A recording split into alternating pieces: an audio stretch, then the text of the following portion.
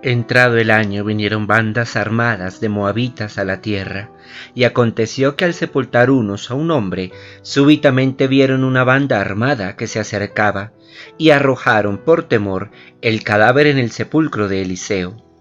Y cuando el cadáver tocó los huesos de Eliseo, revivió y se levantó sobre sus pies. Hazael, pues, rey de Siria, afligió a Israel todo el tiempo de Joacás. Pero Jehová tuvo misericordia de ellos, y se compadeció de ellos, y los miró, a causa de su pacto con Abraham, Isaac y Jacob, y no quiso destruirlos ni echarlos de delante de su presencia hasta hoy. Y murió Hazael, rey de Siria, y reinó en su lugar Ben-Hadad su hijo, y volvió Joás, hijo de Joacás, y tomó de mano de Ben-Hadad, hijo de Hazael, las ciudades que éste había tomado en guerra de mano de Joacás su padre. 3 veces lo derrotó Joás y restituyó las ciudades a Israel. Del libro segundo de los Reyes, capítulo 13, versículos del 20b al 25. Hermanos en el Señor, después de un largo tiempo de haber hecho una pausa por diferentes circunstancias en la reflexión asidua de la palabra de Dios, retomamos esta obra que Dios en su infinita misericordia ha permitido, y que solo Él sabe a quiénes realmente llega y hasta dónde realmente llega. Del fragmento que hoy hemos proclamado, quiero invitarlos a que reflexionemos sobre 2 ideas en particular. Si estuvimos atentos, el fragmento que hoy leímos tuvo una inclusión dentro de sí. Nos estaba narrando el fragmento cómo diferentes bandas armadas llegaron desde Siria contra Israel y fueron tomando las ciudades de Israel. Y empieza en un momento a hablar de cómo un cadáver, cualquiera, sin nombre particular, tocando los huesos del cadáver de Eliseo, revivió y se levantó sobre sus pies, para retomar luego la historia de las bandas armadas que atacaban a Israel, pero que por misericordia de Dios no destruyeron a Israel. 2 temas entonces. El primero de ellos, el cadáver sin nombre que tocando los huesos de Eliseo se levantó sobre sus pies y revivió. Aquí quiero tocar algo que es una práctica, con todo respeto, del cristianismo tradicional, específicamente del cristianismo tradicional de la Iglesia romana, que nosotros conocemos como Iglesia católica.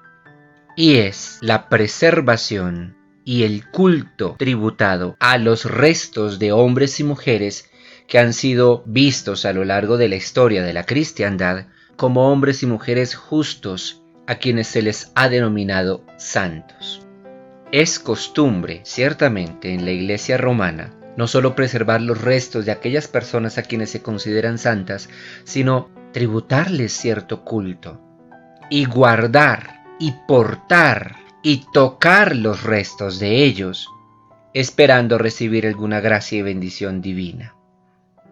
Esta historia que nos narra aquí el fragmento de la palabra de Dios es una historia que se puede leer como circunstancial.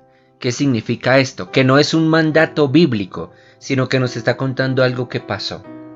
No porque aquí se diga que un muerto tocando los restos de Eliseo revivió, significa que la Biblia nos está dando la orden de que tenemos que tocar los huesos de todos los hombres y las mujeres santos para recibir gracia, vida o bendición. Esto de aquí es circunstancial. El culto a los muertos y a los cadáveres es tajantemente prohibido por la Biblia. Que nuestras iglesias, lamentablemente, en la fusión que tuvieron con las prácticas religiosas de las culturas con las cuales se mezclaron mientras el cristianismo se extendía, hayan tomado estas prácticas y las hayan hecho suyas, no significa que estén bien.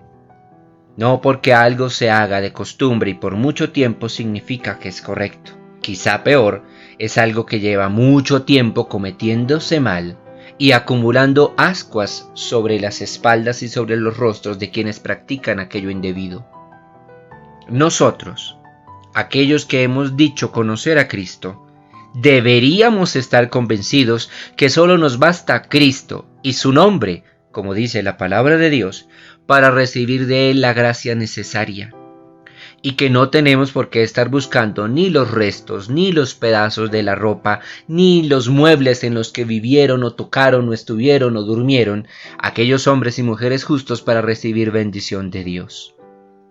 Nuestra salvación depende solo de uno, es lo que proclama la fe en Cristo, y es de Él, de nuestro Salvador.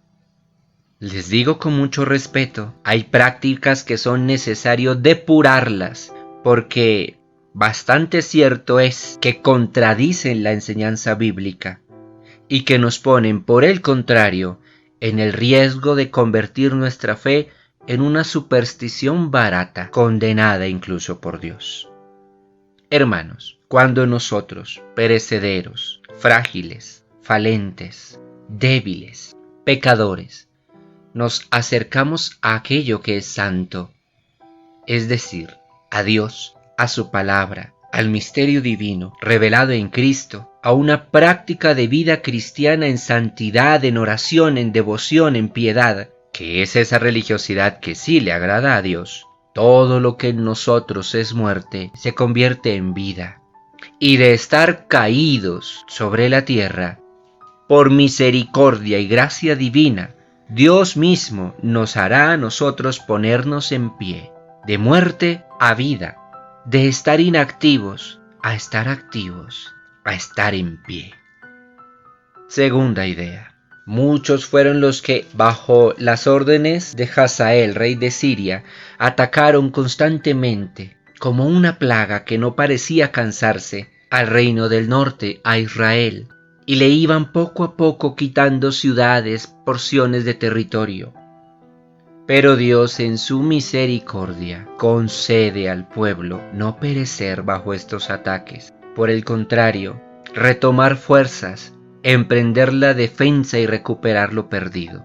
En Dios, todos los que hemos experimentado la caída, la pérdida progresiva de nuestras bendiciones, de nuestra paz, de aquello que Dios quiere para nosotros, solo en Él recuperaremos lo perdido, retomaremos las fuerzas y venceremos.